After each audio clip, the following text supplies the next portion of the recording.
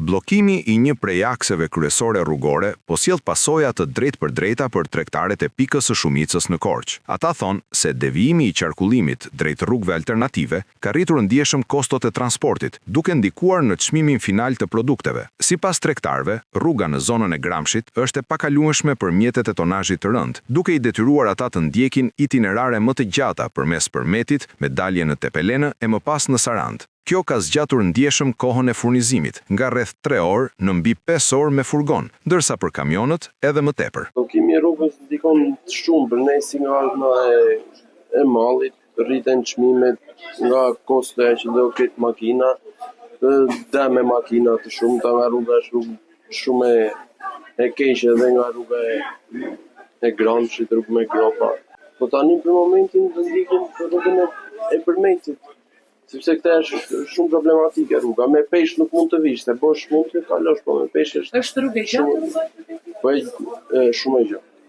Kalosh Tepelenë, në Sarandë, po që këte nga Sarandë është shumë e gjatë.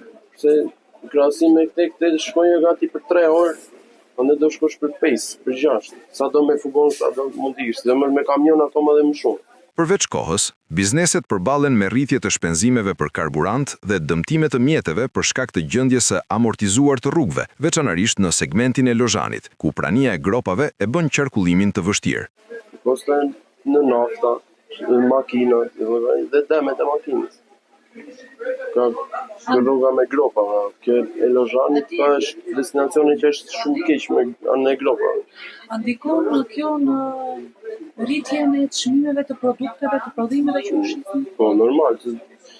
Do rritet çmimi dhe ande do rritet çmimi dhe këtu do e rritet çmimi. Do ta shisin për 100 lekë mallin, do ta shisësh për 200, sepse ti shton akoma më shumë kosto dhe nuk ja vlen. Tregtarët paralajmërojnë se rritja e kostove po i detyron të shtojnë çmimet e produkteve për të përballuar shpenzimet, ndërsa nëse situata vijon, disa prej tyre mund të pezullojnë aktivitetin deri në hapjen e rrugës së Librazhdit. Sipas tyre, zgjatja e kësaj gjendjeje rrezikon jo vetëm bizneset e Shumicës, por edhe konsumatorët, të cilët do të përbalen me çmime më të larta. Si do ja bëni nëse kjo situatë vazhdon të jetë e njëjtë? Pushim do ta mbyllim, do rrim pushim deri të hapet rruga. Se nuk ja vlen. Jemi ka punëtor, vendi punëtorët paguajnë të gjitha dhe ajo është kosto. Sa më shumë kosto të kemi ne këtu, aq më shumë trendë shitet malli. Po kush e merr?